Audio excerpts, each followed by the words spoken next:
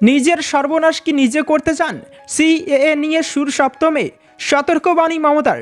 লোকসভা নির্বাচনের প্রথম জনসভাতেই সিএএ নিয়ে সুর চড়ালেন তৃণমূল নেত্রী মমতা বন্দ্যোপাধ্যায়। ভোট প্রচারের প্রথম সভা ছিল এদিন কৃষ্ণনগরের সাংসদ মহুয়া মৈত্রের কেন্দ্র থেকেই লোকসভা নির্বাচনী প্রচার শুরু করলেন মুখ্যমন্ত্রী মমতা বন্দ্যোপাধ্যায়। আর শুরুতেই ঝাঁঝালো নিশানা করলেন কেন্দ্রের মোদী সরকারকে। ইডি সিবিআই দৌরাত্ম্য থেকে লোকসভা নির্বাচনের মুখে সিএএ চালু কেন্দ্রের একাধিক পদক্ষেপ নিয়ে চরম কটাক্ষ করেছেন মমতা বন্দ্যোপাধ্যায়। জনসাধারণের উদ্দেশ্যে মমতার সতর্কবাণী। এরপরে ইউনিফর্ম সিভিল কোড নিয়ে আসবে। নিজের সর্বনাশ কি নিজে করতে চান? যদি না করতে চান তাহলে ভুলেও আবেদন করবেন না নাগরিকত্বের জন্য। যারা বিজেপির হয়ে ভোটে দাঁড়িয়েছেন তাদের আগে করতে বলুন। কেন্দ্রকে নিশানা করে ছুড়ে দিলেন প্রশ্ন। কিছুদিন আগে বাবুরা হঠাৎ বলল সিএএ কমিটিতে কাকে করেছেন যেন? একটা পোস্ট অফিসের লোক, সেন্সাসের লোক। যারা বলছেন নাগরিকত্ব পেয়ে যাবেন, এটা ভুল কথা। সিএএটা হচ্ছে মাথা, এনআরসিটা হচ্ছে লেজ।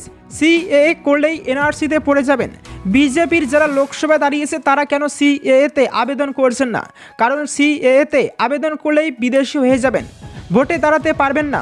মমতা আরও যোগ করেন, সিএএ করার ক্ষমতা থাকলে 1 বছর আগে কেন করলো না?